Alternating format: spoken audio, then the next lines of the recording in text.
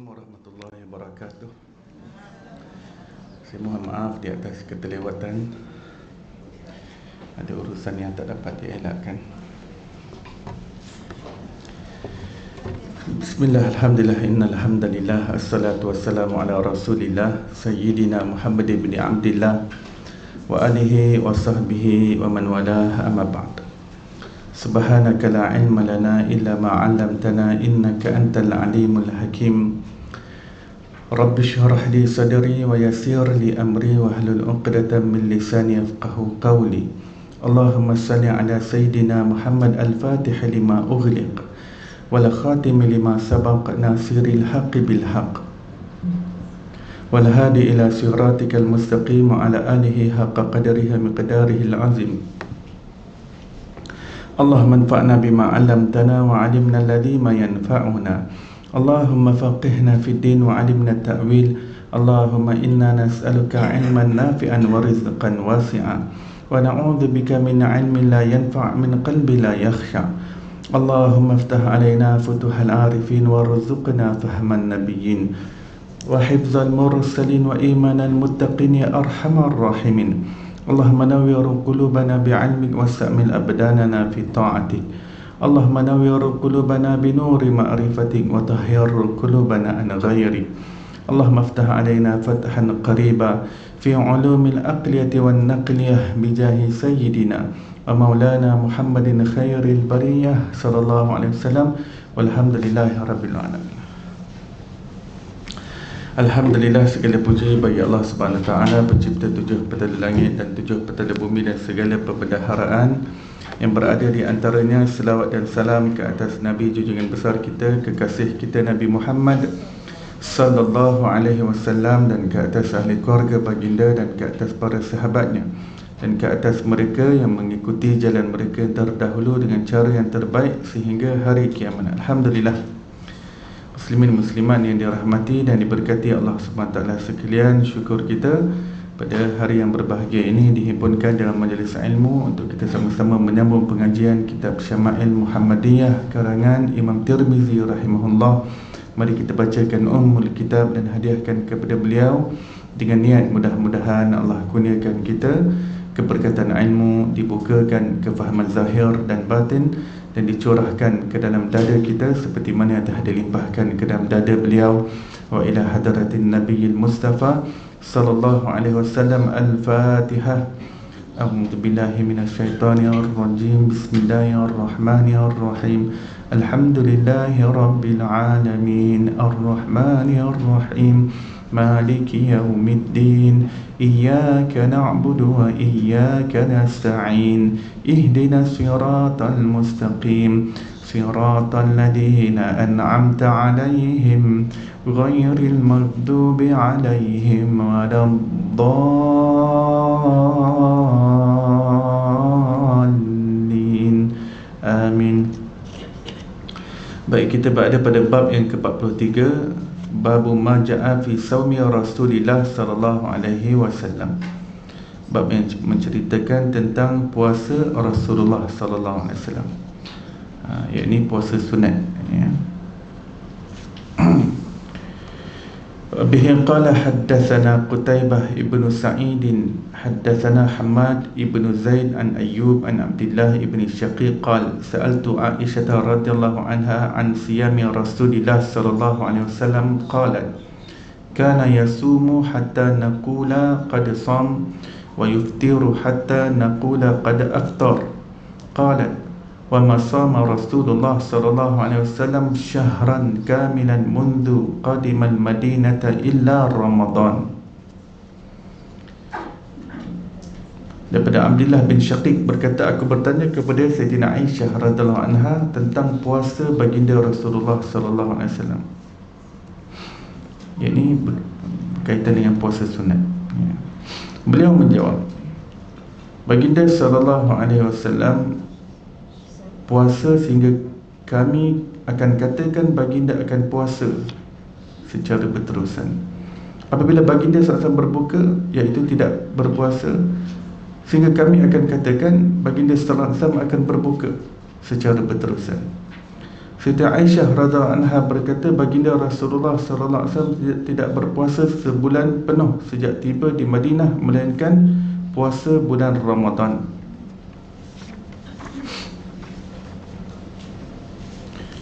Berkenaan dengan puasa sunat Rasulullah sallallahu alaihi wasallam, ada hari-hari yang tertentu yang Rasulullah suka berpuasa, ataupun pada bulan-bulan yang tertentu Rasulullah banyak berpuasa pada bulan tersebut.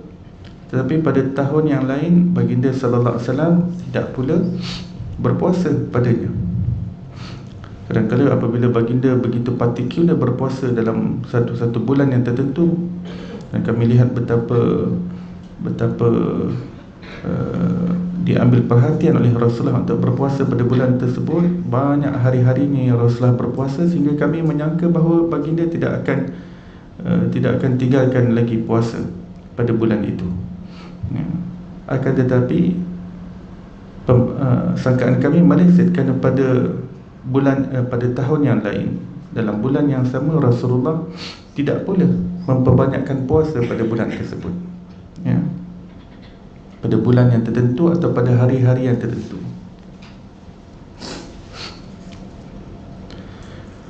Dan ada pula bulan yang pada tahun tertentu, pada bulan itu Rasulullah tidak berpuasa, dan kami menyangka bahawa baginda memang tak akan berpuasa pada bulan tersebut.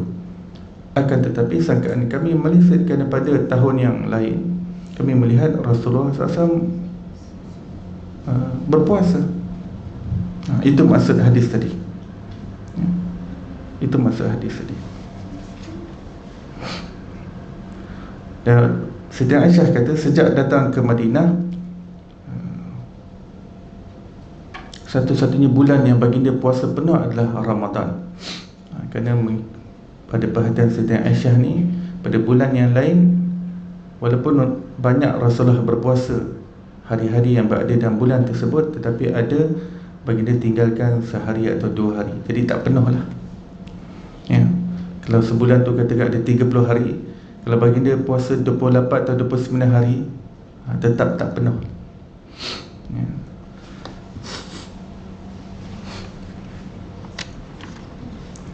Baik, ini memang kebiasaan Rasulullah, ya. Ada amalan-amalan sunat yang memang Rasulullah suka buat, tetapi Rasulullah buat hanya untuk nak tunjukkan kepada umat ini bahawa pada hari ataupun pada bulan itu ataupun pada hari yang tertentu itu digalakkan untuk berpuasa.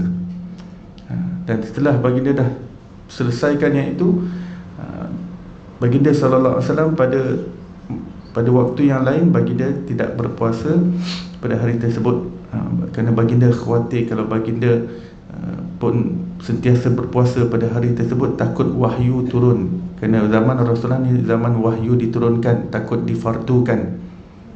Yang asalnya sunat takut difardukan. Ini sama kes seperti solat sunat tarawih, ya. Solat sunat tarawih yang Rasulullah tak pernah dilihat sembahyang tarawih sepanjang malam Ramadan. Tak pernah, sahabat tak pernah nampak baginda sembahyang dalam masjid tiap-tiap malam Ramadan. Baginda hanya sembahyang 4 atau 5 malam sahaja. Kemudian baginda dah tak datang, ya. Tapi pada zaman Sayyidina Umar Al-Khattab, beliau telah membuat kajian terperinci berkenaan dengan malam Ramadan ni. Sebenarnya Rasulullah ni buat apa sebenarnya? Kalau di masjid ni yang kami lihat 4-5 malam je Nabi buat, 8 rakaat, ya, Nabi buat. Dan salah seorang puteri Sayyidina Umar Al-Khattab, iaitu Siti Hafsah, yang merupakan isteri Rasulullah SAW, ya, sudah tentu tahu tentang seluk-beluk dalam rumah Nabi SAW. Dan Sayyidina Umar adalah orang yang sentiasa menimba, mengorek, mencari ilmu. Apa yang berlaku pada malam Ramadan? Oh, Rasulullah balik sambung di rumah. Dan Sayyidina Umar pun tanya juga isteri-isteri yang lain, tanya Sayyidina Aisyah semua.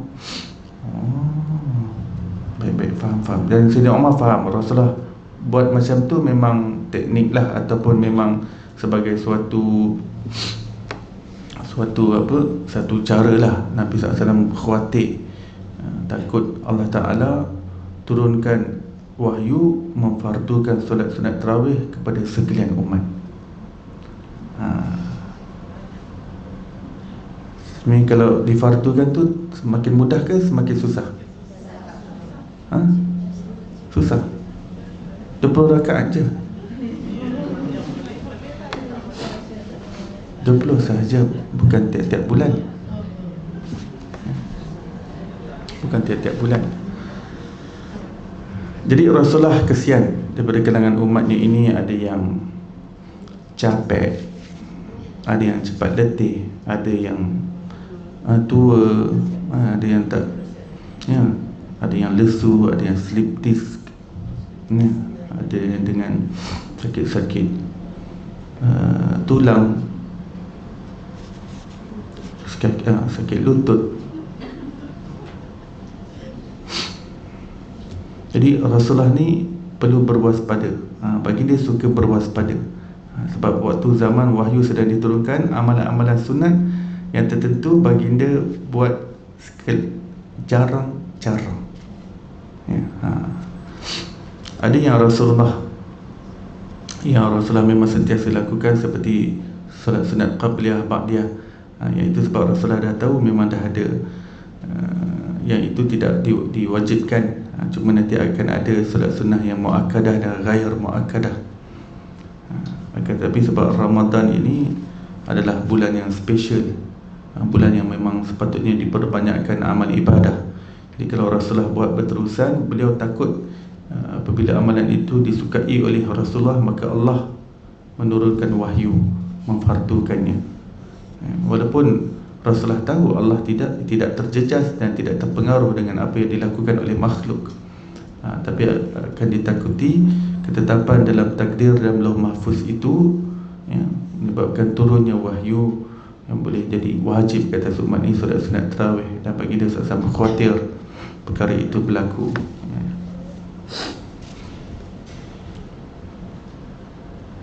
Jadi zaman Sayyidina Umar, beliaulah yang mula-mula sekali begitu pada sahabat semua, kita nak melakukan sesuatu yang baru. Beliau kata nikmatil bid'atu hadhihi, ini suatu benda yang baru, maksudnya suatu yang kita tak pernah nampak zaman Rasulullah. Tapi Sayyidina Umar kata ini perkara yang baik, dan semua sahabat setuju. Semua sahabat setuju untuk nak melakukannya. Sayyidah Aisyah pun join sekali 20 rakaat tarawih di masjid setiap malam Ramadan. Jadi sahabat Nabi ni daripada kalangan muslimin dan muslimat memang join apa yang dibuat oleh Sayyidina Umar, dan tak ada siapa pun petikai. Wahai Umar, kami tak pernah nampak pun bentuk ibadah yang seperti ini zaman Rasulullah. Setiap malam Ramadan, ya, buat secara berjemaah. Setiap malam ada 2 imam, dibaca 1 juzuk dalam sembahyang. Tak pernah nampak zaman Rasulullah. Sebab zaman Sayyidina Umar itu, ketika beliau jadi khalifah Amirul Mukminin, beliau lantik 2 orang imam yang hafiz Quran, iaitu Sayyidina Ubay bin Ka'ab dan Sayyidina Tamim Ad-Dari, untuk mengimamkan solat sunat tarawih. Tapi zaman tu masih belum nama tarawih lagi, dipanggil solat malam Ramadan sahaja. Dipanggil solat solatul lail, dipanggil solat malam Ramadan, begitu. Sebab perkataan tarawih tu kemudian baru muncul. Dia lebih popular pada zaman tabi'in. Zaman sahabat, di hujung-hujung lah, mungkin di hujung-hujung zaman sahabat dah memang dah masuk zaman tabi'in, barulah perkataan tarawih itu digunakan. Kalau zaman awal sahabat tu memang solat malam Ramadan sahaja, ya. Tidak ada siapa yang pertikaikan, semua sepakat. Ini orang panggil sepakat para sahabat ni adalah kesepakatan yang paling kuat sekali sebagai dalil dalam agama. Jadi agama kita ni dia bukan sekadar apa yang Rasulullah buat semata-mata. Ini salah faham. Mak nak bagi mana tu? Maulid, marhaban, Nabi tak buat, mak. Mak nak bagi mana tu? Ni ada tahlil, Nabi tak buat, mak. Kenduri tahlil.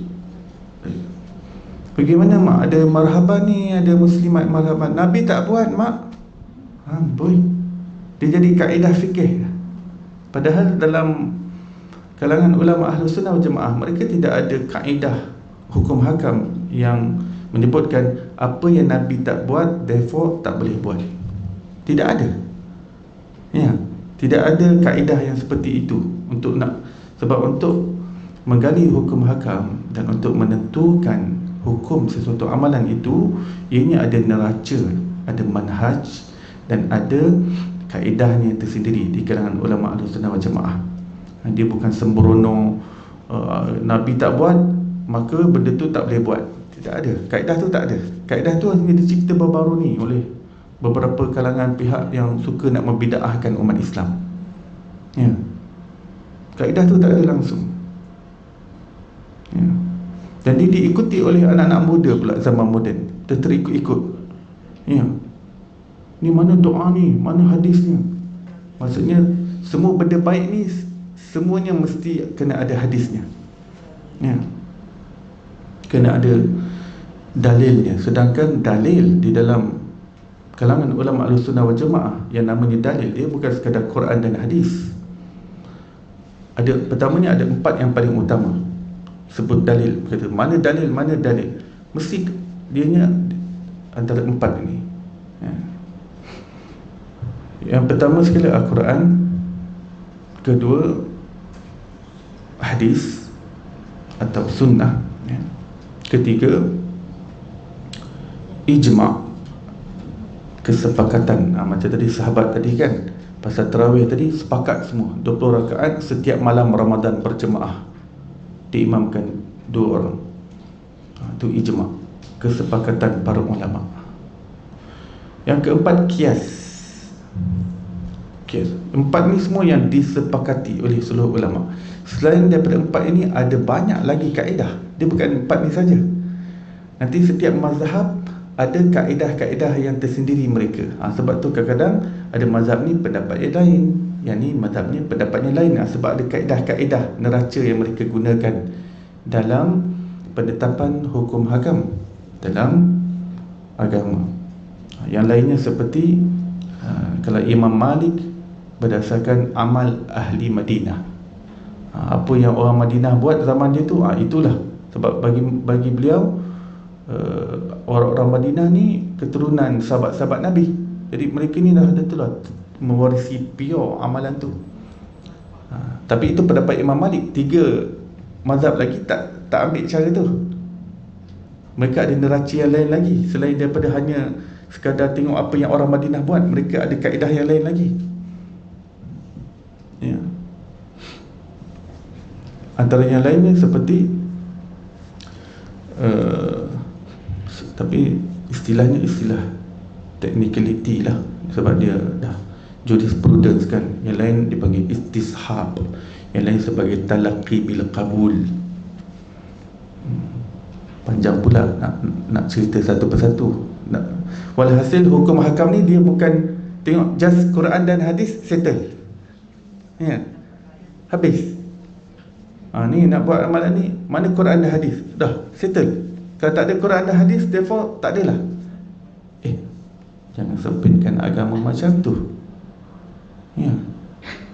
Jadi bila sempit, itu yang amalan orang Islam ni semua bid'ah belaka, ya. Gimana tu mak? Makcik Yasin malam Jumaat, bid'ah, Nabi tak buat. Jadi kalau bid'ah, kenapa? Bid'ah sesat mak. Lepas tu sesat masuk neraka. Takut lah baca Yasin. Tak apa, baca waktu lain je mak. Dah waktu lain kadang-kadang susah, ya. Nak cari hidayat tu susah. Ulama susun malam Jumaat tu nak permudahkan, bukan untuk nak wajibkan malam Jumaat tu, nak permudahkan. Kita nak cari dalil kuliah duha start 10.30. Kenapa nak tetapkan 10.30 ni? Nabi tak pernah kata baca ilmu buat bila-bila je. Susahlah macam tu, kan? Janganlah tetapkan 10.30, nanti orang ingat wajib 10.30. Kalau ustaz datang lambat sikit dah grouchy ke, grumpy ke. Buat waktu lain juga. Tak kenalah, celaru lah, celaru. Ya.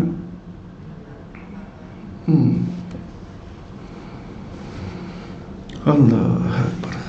Dalil, minta dalil. Kefahaman dalil, orang yang minta dalil pun tak faham dalil tu apa. Dia ingat dalil tu Quran dan hadis je. Dah.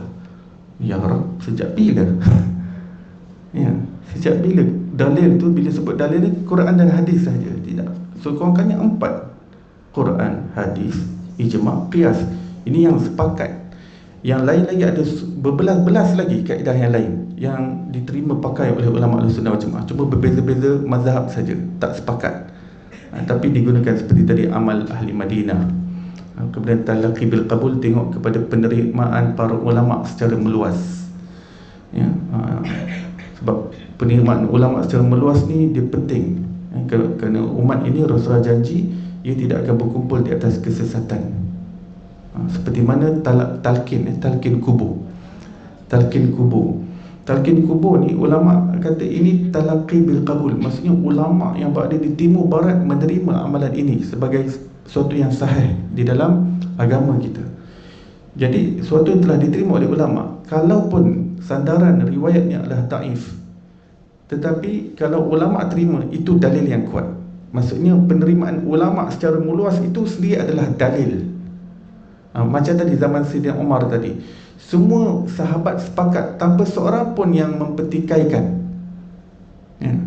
Itu dah, penerimaan itu sudah cukup, kesepakatan itu sudah cukup untuk jadi dalil bahawa amalan itu betul dalam agama. Dia tak perlu nak tengok Nabi buat dulu ke tidak. Kalau nak tunggu Nabi buat, memang tak ada hadis yang kata Rasulullah sembahyang tarawih setiap malam Ramadan. Bahkan perkataan tarawih pun tak ada zaman Nabi. Perkataan tarawih tidak ada zaman Nabi, zaman sahabat pun tidak ada. Dia lebih popular perkataan tarawih itu zaman tabi'in. Jadi anak-anak muda kita mudah terpengaruh sebab dia lebih cocok dengan akal dia. Dia lebih rasional kononnya, dia lebih logik konon-kononnya.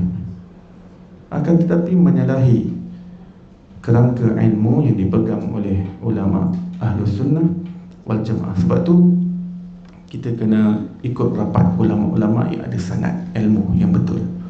Sebab sanad ilmu ni dia mewarisi bukan sahaja teks, tapi dia mewarisi konteks kepada teks tersebut. Dia bukan sekadar, agama ni bukan sekadar teks semata-mata, tapi apa yang dilimpahkan kefahaman secara konteks itu daripada dada kepada dada.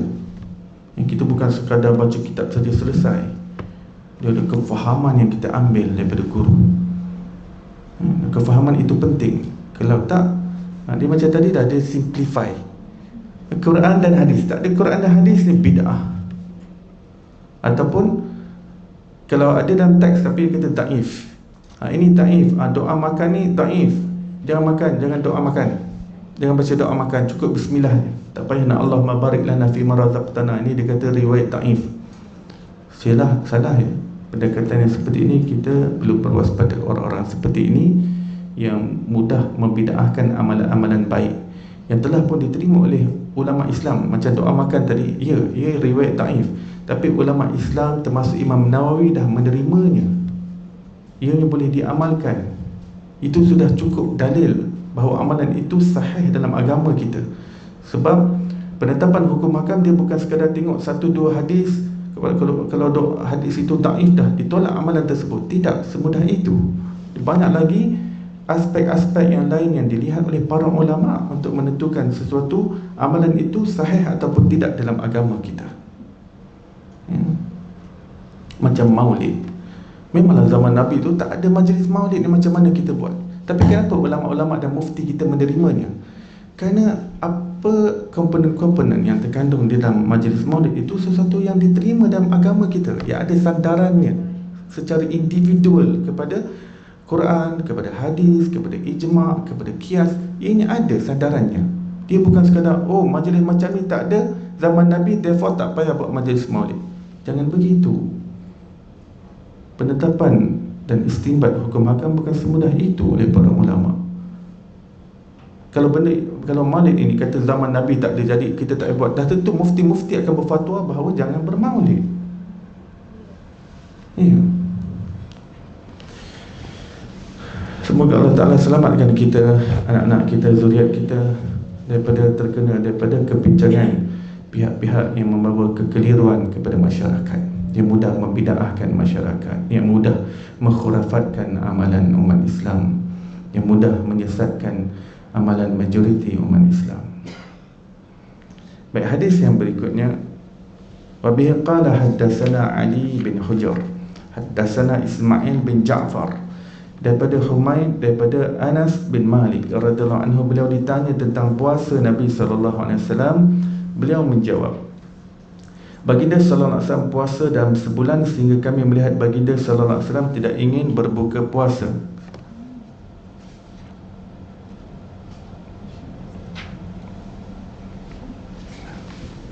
Baginda sallallahu alaihi wasallam berbuka daripada berpuasa sehingga kami melihat baginda sallallahu alaihi wasallam tidak ingin berpuasa walaupun sehari.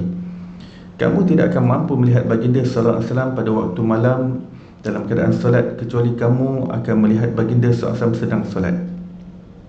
Begitu juga kamu tidak akan dapat melihat baginda sallallahu alaihi wasallam sedang tidur, kecuali kamu akan melihat baginda sallallahu alaihi wasallam sedang tidur. Pada waktu malam ini memang Rasulullah banyak bersolat malam, ya. Tetapi ada yang baginda solat malam tu yang ringkas, pendek, ada yang panjang, betul-betul panjang. Jadi kadang-kadang Rasulullah solat sunat malam ni juga, tahajud ni kadang di dalam masjid. Sebab tu sahabat-sahabat yang memang sentiasa berlega dalam masjid waktu-waktu malam, Ashabus Suffah kan memang sentiasa dalam masjid, mereka tak balik rumah. Ini bentuk madrasah yang pertama dalam Islam. Ya, memang hostel ni dalam Masjid Nabawi. Pelajar-pelajarnya seperti Sayyidina Abu Hurairah, Sayyidina Salman Al-Farisi, Sayyidina Abu Darda, Sayyidina Abu Zar Al-Ghifari, Sayyidina Abu Sa'id Al-Khudri radhiyallahu ta'ala anhu. Ini semua Ashabus Suffah. Makan minum mereka ditanggung oleh Nabi SAW. Seolah-olah Rasulullah ni mudir madrasah, memang tanggung. Mereka semua tidur semua dalam masjid, ya. Jadi mereka akan pastikan mereka sentiasa, kalau Nabi ada masjid, mereka akan bersama dengan Nabi. Ada majlis ni, mereka lah orang yang akan duduk dalam majlis Nabi, ya. Sebab tu orang yang sahabat Nabi yang paling banyak meriwayatkan hadis adalah kalangan Ashabus Suffah, iaitu Sayyidina Abu Hurairah radhiyallahu anhu. Ini daripada Ashabus Suffah. Mereka ada tempat tidur mereka tersendirilah. Kalau sekarang ni, kalau kita ziarah makam Nabi SAW tu, di belakang makam tu ada platform Ashabus Suffah. Ashabus Suffah ni nama lain bagi pelajar madrasah lah. Pelajar madrasah di Masjid Nabawi zaman Nabi. Memang mereka tak balik rumah, duduk hostel sahaja. Hostel tu ada belakang makam Nabi SAW. Ada sesiapa yang pernah sembahyang di tempat Ashabus Suffah? Tak pernah. Atau ia berada di tempat lelaki, ya. Parking itu di tempat lelaki, ya, di dalam kawasan muslim. Tak pernah buka, ya. Untuk muslimat tak pernah buka, ya. Untuk dia buka dia punya partition tu tak pernah sampai ke depan, ya.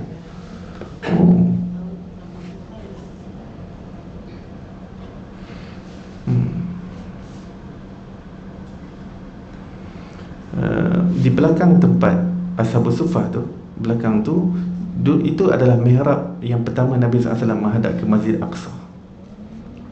Di belakang Ashabus Suffah yang nak menghadap ke tempat perempuan tu, betul-betul di belakangnya tu, itu tempat kawasan imam Nabi. Saya selalu kalau pergi, kadang nak masuk dalam raudah susah.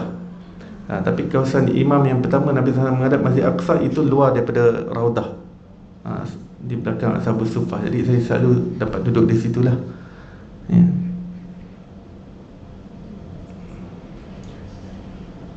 Baik.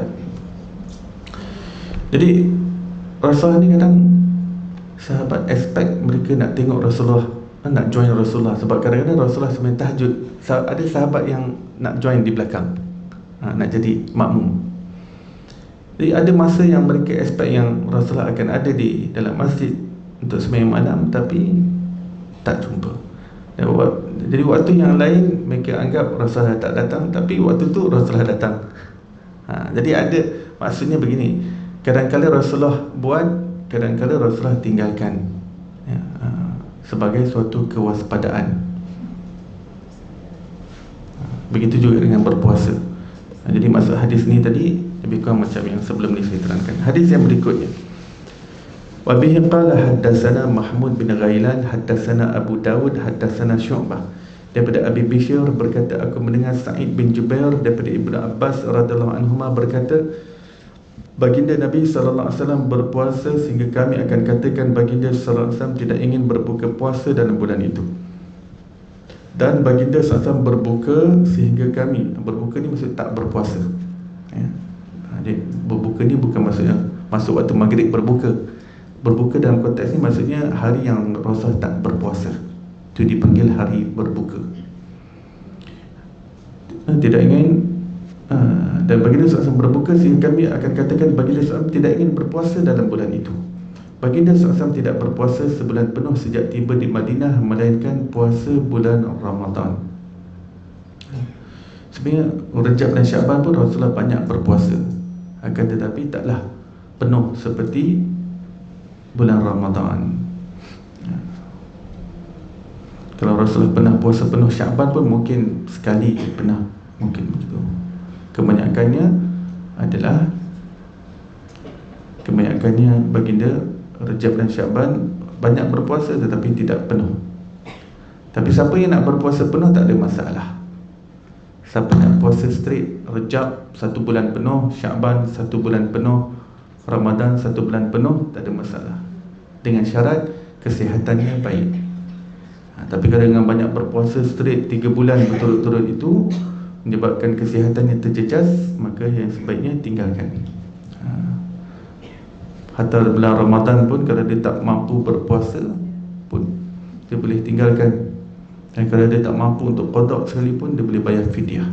Ini untuk orang yang uzur. Uzur biasa sebab sakit, tua, renta.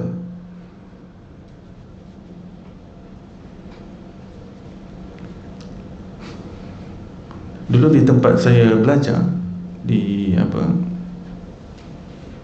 Thailand, di selatan Thailand, ketika saya belajar di Patani. Jadi suasana di sana ni, Rejab, Syaban, Ramadan ni memang ramai orang puasa 3 bulan berturut-turut. Dia dah custom ya. Bukan semua tapi ramailah, dia jadi biasa budaya. Setiap kampung memang ada saja. Masuk mana-mana kampung memang ada orang yang puasa 3 bulan straight. Dia dah jadi custom, dah lama begitu. Jadi bagi mereka biasalah 3 bulan straight ni. Tak tahu kalau orang Kelantan pun ada yang terkena tempias begitu. Ada. Ada. Ada. Ada juga kawan-kawan saya di sini pun yang bekas pelajar pondok pun masih Rejab saja memang puasa penuh. Rejab, Syaban, Ramadan puasa penuh. Baik. Jadi tak ada masalah. Siapa nak berpuasa 3 bulan berturut-turut, tak ada masalah. Hadis yang berikutnya, wa bihi qala haddatsana Muhammad bin Bashar haddatsana Abdul Rahman bin Mahdi, daripada Sufyan, daripada Mansur, daripada Salim bin Abil Ja'di, daripada Abi Salamah, daripada Ummi Salamah radhiyallahu anha berkata, aku tidak pernah melihat Nabi sallallahu alaihi wasallam berpuasa 2 bulan berturut-turut kecuali bulan Sya'ban dan Ramadan. Berkata Abu Isa, isnad ini adalah sahih. Hadis yang berikutnya, wa bihi qala haddatsana Hannad haddatsana Abdah, daripada Muhammad bin Amr, haddatsana Abu Salamah, daripada Sayyidatina Aisyah radhiyallahu anha berkata, aku tidak pernah melihat baginda Rasulullah sallallahu alaihi wasallam berpuasa pada sesuatu bulan lebih banyak daripada puasanya kerana Allah pada bulan Sya'ban. Baginda sallallahu alaihi wasallam berpuasa pada bulan Sya'ban sepenuhnya kecuali beberapa hari. Bahkan ada kalanya baginda sallallahu alaihi wasallam berpuasa Sya'ban sepenuhnya. Kadang-kadang rare, tapi ada berlaku Sya'ban penuh Rasulullah berpuasa. Kan tapi kebanyakannya baginda ada tinggalkan sehari, 2 hari, 3 hari dalam bulan Sya'ban ya. Wabihi qala haddatsana Qasim bin Dinar Al-Kufi, haddatsana Ubaidullah bin Musa dan Talq bin Ghannam daripada Syaiban, daripada Asim, daripada Ziyarri bin Hubaish, daripada Abdullah radhiyallahu anhu berkata, baginda Rasulullah sallallahu alaihi wasallam berpuasa pada permulaan tiap bulan sebanyak 3 hari. Terlalu sedikit baginda SAW berbuka pada hari Jumaat. Baik, hadis ini mengatakan bahawa permulaan tiap bulan 3 hari, ya, tanggal 1, 2 dan 3, ya, baginda sentiasa berpuasa.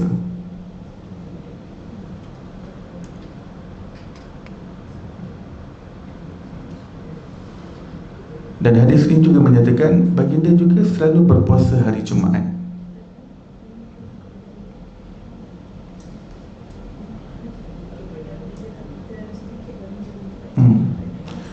Terlalu sedikit baginda berbuka, maksudnya terlalu sedikit baginda tidak berpuasa pada hari Jumaat.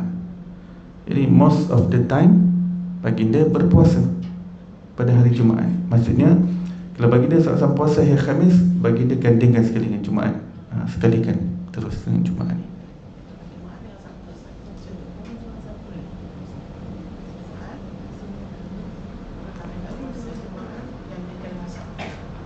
Siapa yang nak teruskan kepada hari Sabtu, silakan.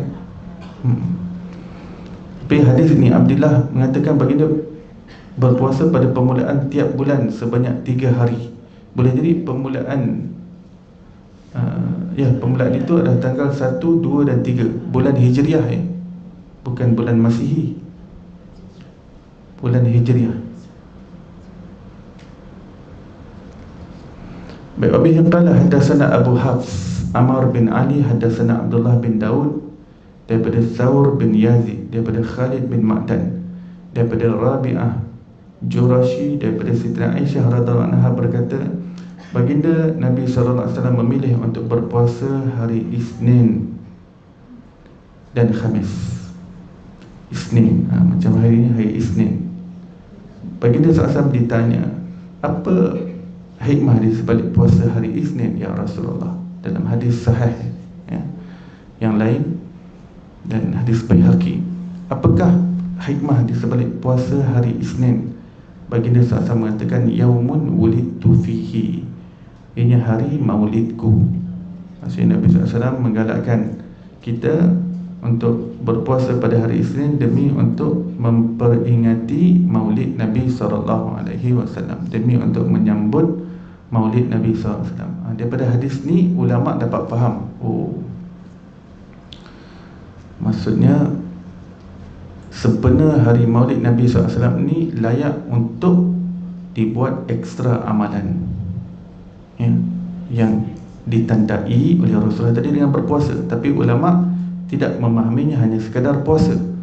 Maksudnya kalau Rasulullah tunjukkan berpuasa, maksud itu indikator bahawa hari tersebut adalah hari yang signifikan untuk diperbanyakkan lagi bentuk-bentuk amal ibadah yang lain dan bentuk-bentuk takarrub, bentuk-bentuk kebaikan dan kebajikan yang lain yang pelbagai, ya.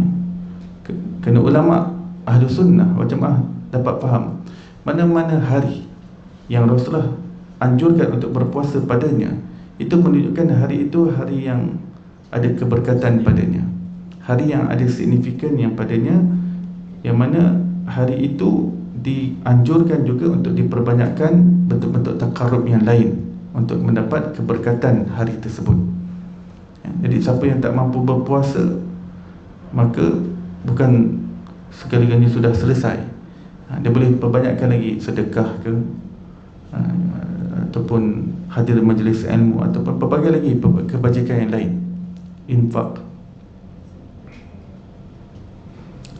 membanyakkan baca Quran pada hari tersebut, ziarah silaturahim dan sebagainya.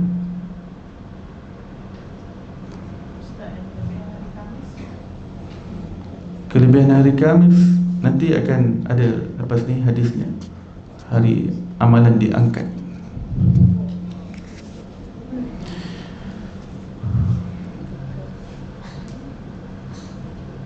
Dan Rasulullah anjurkan untuk puasa hari Ashura, ya.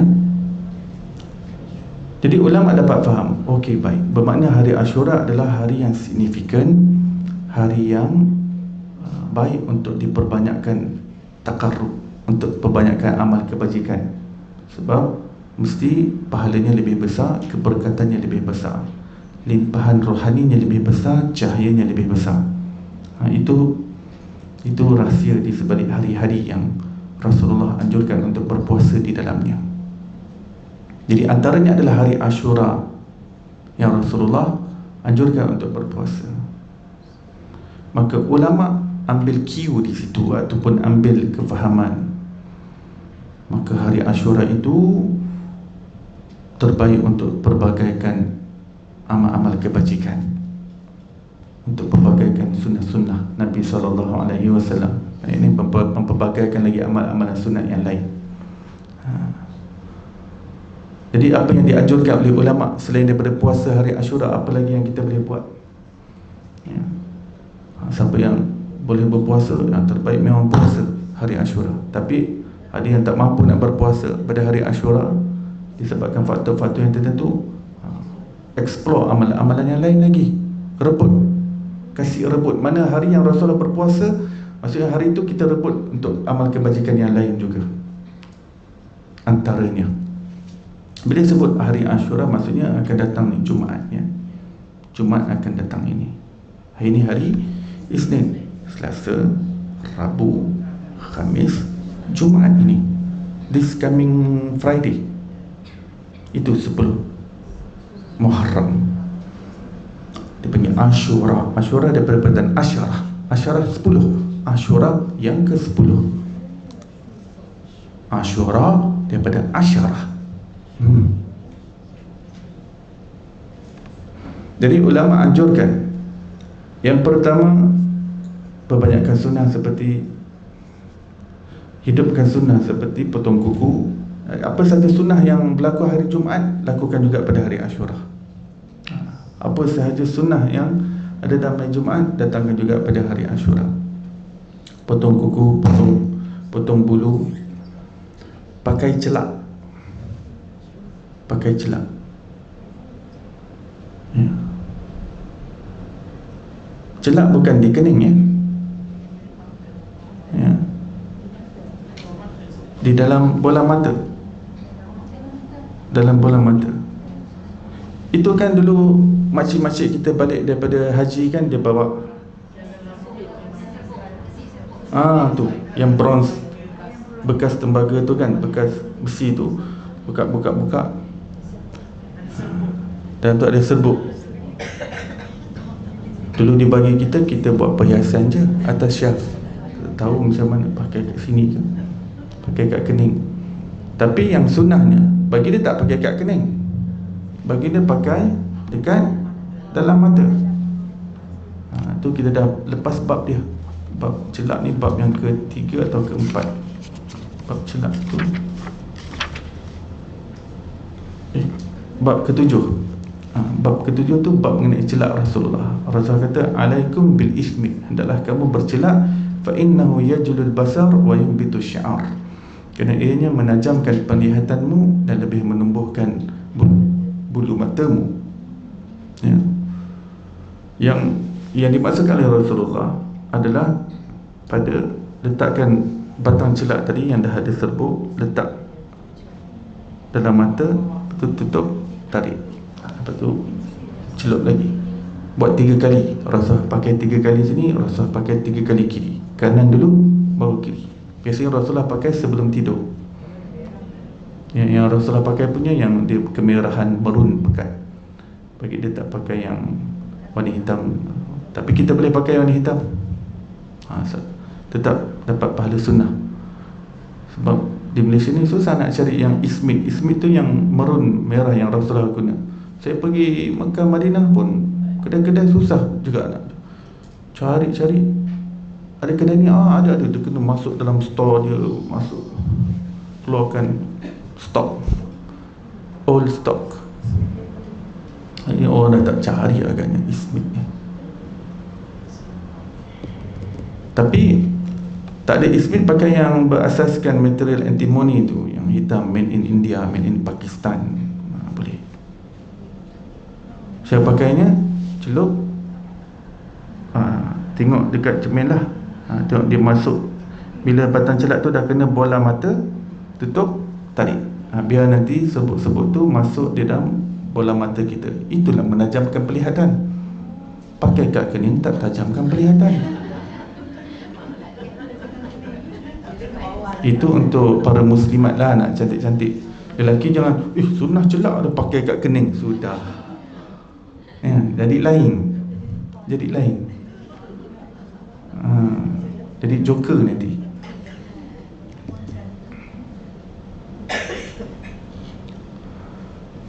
Saya raja-raja nanti saya rakam video buat tutorial pakai celak ya, sebab tak ada lagi dekat media sosial cara pakai celak, cara Rasulullah. Nanti kalau rajin saya buat. Dia pada awalnya dia memang nilu sikit lah. Awal-awal dia macam tak biasa, macam pedih-pedih sikit. Tapi dah lama-lama alah bisa, tegal biasa. Rasulullah ni, bagi dia kalau tak pakai celak pun, bagi dia sudah memang sedia kala celak. Sejak berlahir, mata bagi dia memang sedia kala nampak bercelak.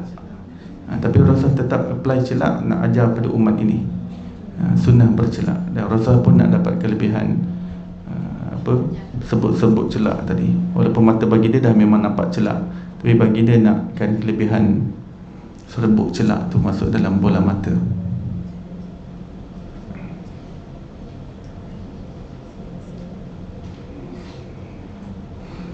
Siapa yang pakai celak, dia keluar sikit hukum hakam.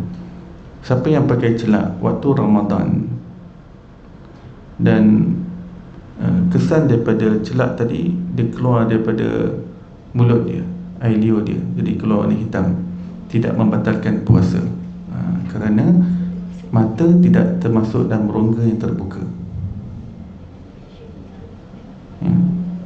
Bola mata tidak termasuk rongga yang terbuka. Jadi biasa memang begitu, kita pakai celak sebab dia ada air mata dalam kan, dia serap masuk dalam. Kadang bila kita ludah, keluar warna hitam tadi. Itu normal, memang normal, tak batalkan puasa. Ya, letak bola mata tidak batalkan puasa. Walaupun kita mungkin terasa kat hujung-hujung tekak kita tu dia punya rasa pahit kan, sebab dia masuk dalam kan, tak batalkan puasa. Sebab kerana bola mata tidak termasuk dalam rongga yang terbuka.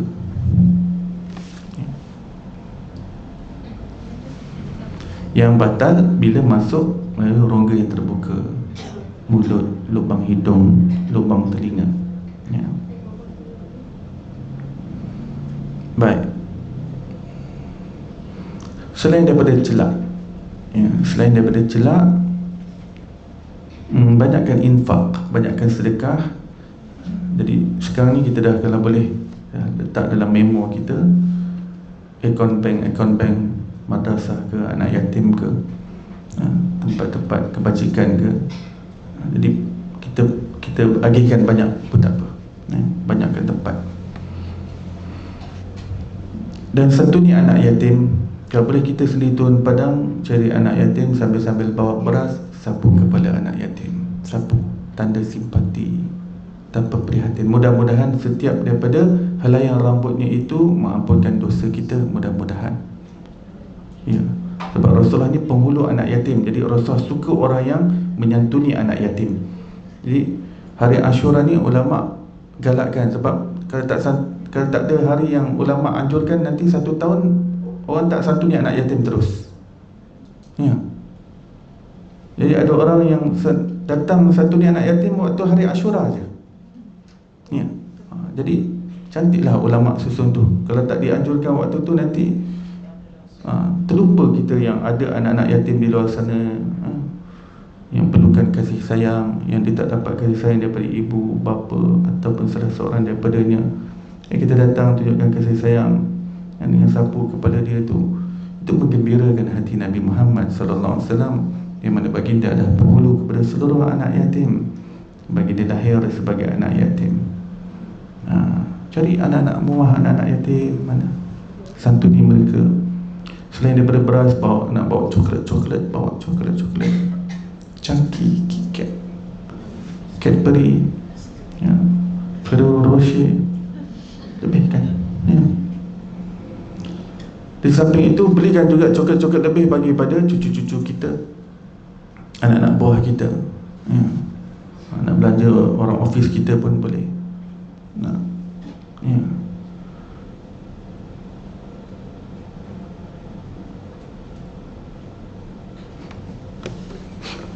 Bagi pada orang majlis ke, nanti biasa orang majlis puasa hari Ashura, tak apa, nanti lepas buka dia makan coklat tu kan. Kita jangan ingat semua orang puasa takkan nak bagi coklat, bagi aja. Dia tahulah nak buat apa. Kalau dia tak makan, dia bagi pada anak-anak dia. Yang penting kita sebab hari Ashura ni hari yang kita digalakkan untuk gembirakan hati orang lain. Kita masukkan kegembiraan dalam hati orang lain. Itu pun suatu ibadah, masukkan kegembiraan dalam hati orang lain. Selain daripada itu, dalam bentuk infak tadi, ulama di tempat kita ini secara kearifan lokal, untuk mengamkan lagi agihan sedekah tadi, mereka anjurkan buat bubur Ashura. Janganlah tanya mana hadis buat bubur Ashura. Peninglah semua benda kebajikan nak tanya bubur Ashura. Nanti tanya resepi, mana resepi daripada hadis? Sudah. Wah, ini buat bubur Ashura daripada Syiah. Syiah mana buat bubur Ashura? La ilaha illallah. Syiah mana? Syiah Iran buat bubur Ashura. Balik-balik orang-orang zaman sekarang ni. Mak buat apa tu mak? Bubur Ashura. Bid'ah mak, Nabi tak pernah buat bubur Ashura. Ini kan 10 hari Ashura, kenapa tak buat hari-hari yang lain je? Nanti hari-hari lain tak terbuat lah pula. Macam tadi anak yatim tak buat gitu. Not now, not then. Not now, not then. Tak buat sekarang, tak buat bila-bila nanti. Sebab dia perlukan taufik, hidayah, perlukan motivasi, perlu semangat untuk nak ziarah rumah anak-anak yatim. Tak satu ni anak-anak yatim. Jadi konsep bubur Ashura itu supaya lebih mudah untuk diagihkan secara ramai. Kalau kita buat kambing, berapa rumah saja yang dapat? Buat ayam, berapa rumah saja dapat? Bubur Ashura, tengok kalau macam kat kampung saya tu, petang-petang beratur panjang budak-budak nak ambil bubur Ashura.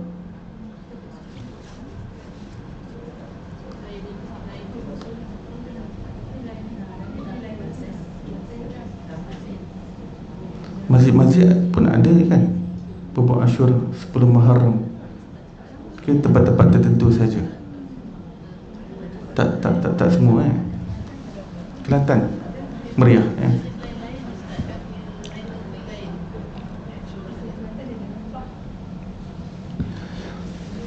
Dan bubur Ashura tu tak semestinya resepi Ashura tu. Buat resepi bubur lambuk ala kampung baru macam Ramadan, jual dekat pasar Ramadan, bazar Ramadan pun tak ada masalah. Jangan kita tengok saya tak reti lah buat dia resepi, dia nak kena daging, dia nak kena apa ramuan dia. Tak terikat dengan resepi itu. Asalkan kita ada niat nak amkan, nak banyakkan supaya banyak jiran-jiran tetangga dapat, ramai lagi muslimin muslimat dapat merasa bubur. Ada di antara kita yang pakar bubur lambuk. Buatlah bubur lambuk. Gunakan skill yang Allah Ta'ala kurniakan tu untuk nak agungkan hari Ashura. Sebab hari itu memang hari yang Rasulullah agungkan. Jadi kita nak agungkan sama, nak raikan. Ulama partikular sebab hari Ashura, sebab ada riwayat kata banyak peristiwa kemenangan Nabi-Nabi Allah takdirkan berlaku pada hari Ashura. Seperti terbelahnya laut untuk Nabi Musa AS, terselamat daripada hambatan Fir'aun dan juga bala tenteranya. Seperti terselamatnya Nabi Nuh AS daripada bah banjir yang besar, yang mana sebelum Muharram bahteranya mendarat dan berlabuh di atas gunung Judi. 10 Muharram juga hari di mana setelah 40 hari Nabi Yunus berada dalam perut ikan dicampakkan pesisiran pantai. 10 Muharram yakni hari Ashura juga di mana Nabi Ibrahim AS yang setelah 40 hari dicampakkan ke dalam api. 10 Muharram hari Ashura beliau keluar dengan selamat sejahtera badannya, tidak terbakar sedikit pun walau sehelai bulu roma. Pada 10 Muharram hari Ashura di mana Nabi Yusuf AS yang dicampak oleh saudara-saudaranya ke dalam perigi dijumpai oleh peniaga yang ingin berdagang ke Mesir, keluarkan beliau daripada mulut perigi tersebut 10 Muharram. Jadi banyak hari-hari Allah berlaku pada 10 Muharram. Jadi ulama lebih particular untuk mengagungkan hari tersebut dengan pelbagaikan banyak. Dan satu amalan yang ulama tekankan untuk kita buat, satu amalan 10 hari Ashura, dan satu amalan yang mujarab, kata para ulama. Kami cuba buat amalan ni mujarab, iaitu barang siapa yang meluaskan isi perbelanjaan rumah pada 10 Muharram, nescaya Allah Subhanahu Wa Taala luaskan rezekinya untuk sepanjang tahun tersebut tanpa putus. Ulama-ulama tulis dalam kitab, kami cuba mujarab, tested, proven.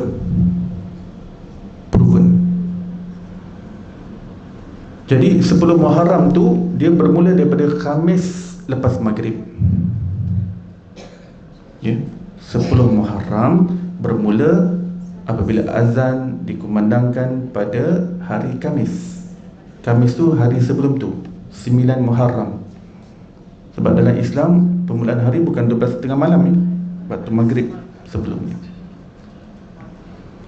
Yang mana 9 Muharram pun kita digalakkan untuk berpuasa. Sebab untuk keagungan Ashura ni, kita apit lah, kalau boleh kita apit 9 dengan 11 Muharram, kita gabungkan sekali. Jadi kita dapat 3 hari puasa, 9, 10, 11. Lepas tu 12 tu kita nak tinggalkan boleh. Lepas tu terus 13, 14, 15 puasa pil. Dia berturutan. Siapa yang mampu. Jadi yang mampu ni untuk mengagungkan hari Ashura ni, buat 3 hari, 9, 10, 11. Hari ke-9 Muharram ni dipanggil hari Tasu'a, daripada Tis'ah. Tis'ah maksudnya 9, Tasu'a maksudnya yang ke-9. Ashura daripada Asyarah, Tasu'a daripada Tis'ah, Samuna daripada Samaniyah, Sabu'a daripada Sab'ah. Baik. Siapa yang tak mampu untuk buat 3 hari berturut-turut tersebut, dia boleh pilih sama ada 9 dan 10 atau 10 dan 11. Kerana Rasulullah SAW suka untuk menyelisihi orang-orang Yahudi. Sebab orang Yahudi pun mereka sambut kemenangan Nabi Musa juga, pun mereka sambut 10 Muharram, dan mereka hanya puasa 10 Muharram sahaja. Rasul kata, okey baik, kita selisihi mereka dengan kita puasa apik di sebelahnya. Jadi lain sikit. Jadi kalau tak mampu 3 hari tadi, seseorang boleh pilih 10 dan 10 atau 10 dan 11.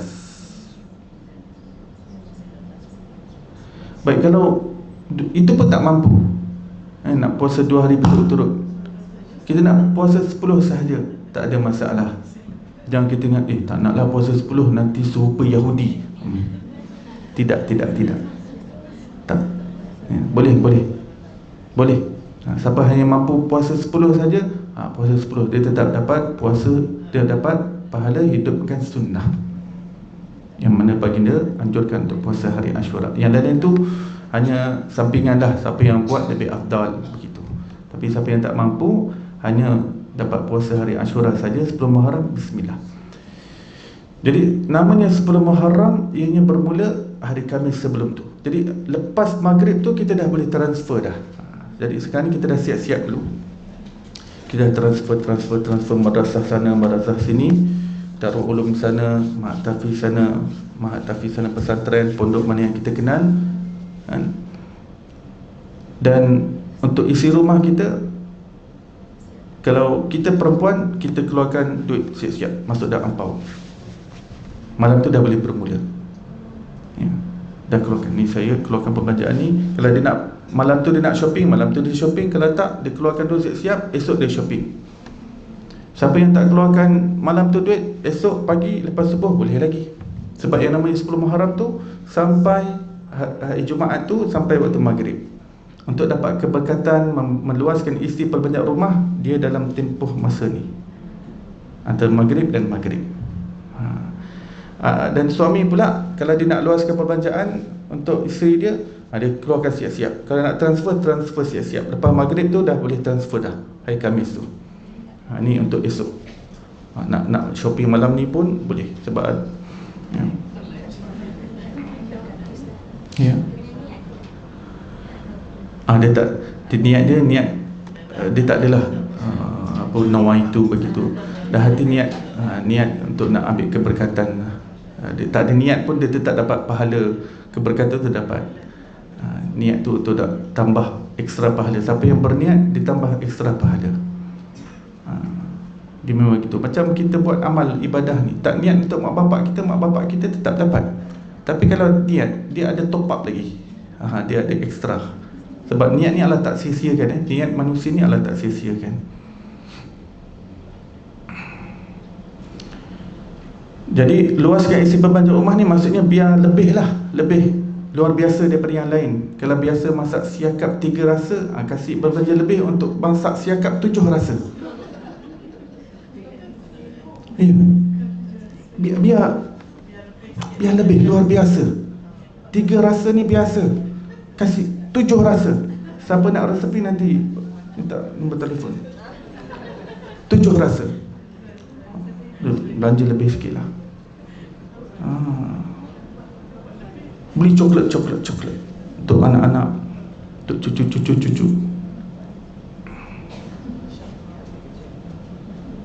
Ambil keberkatan hari Ashura. Ulama kata mujarrab. Tempat saya belajar dulu di Yaman, hari Ashura ni lebih hebat daripada hari raya. Budak-budak beraya lebih hebat lagi.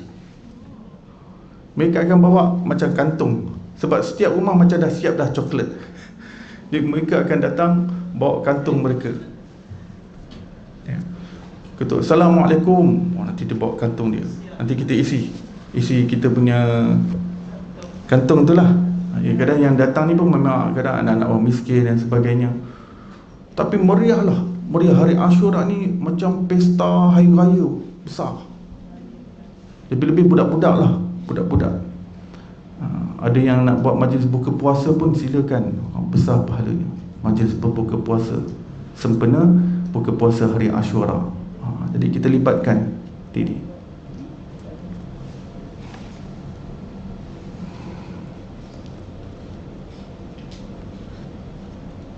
Baik, itulah sedikit sebanyak perkongsian pada hari ini. Saya nak baca satu hadis yang terakhir supaya dia melengkapkan tadi. Abi qala hadatsana Muhammad. Hadis yang ke 306, betul? 306.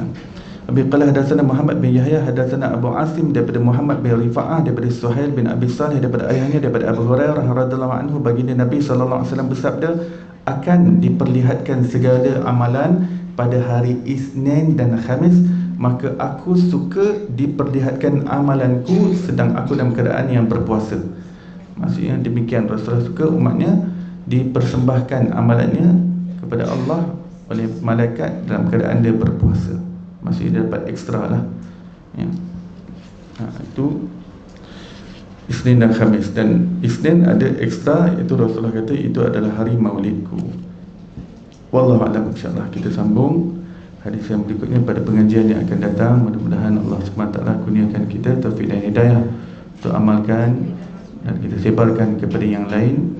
Dan mudah-mudahan Allah kurniakan kita kesudahan yang baik dan jauhkan kita daripada kesudahan yang buruk. Wassallallahu ala sayyidina Muhammadin wa ala alihi wasallam. Alhamdulillahirabbil alamin. Baik, kita tangguh majlis kita dan tasbih kifarah dan surah wal asr. Subhanallah bihamdihi, subhanakallah bihamdika, asyhadu an la ilaha illa anta wa astaghfiruka wa atubu ilaik. Bismillahirrahmanirrahim. Al asr innal insana lafi khusr إلى الذين آمنوا وعملوا الصالحات وتواصوا بالحق وتواصوا بالصبر. السلام عليكم ورحمة الله وبركاته.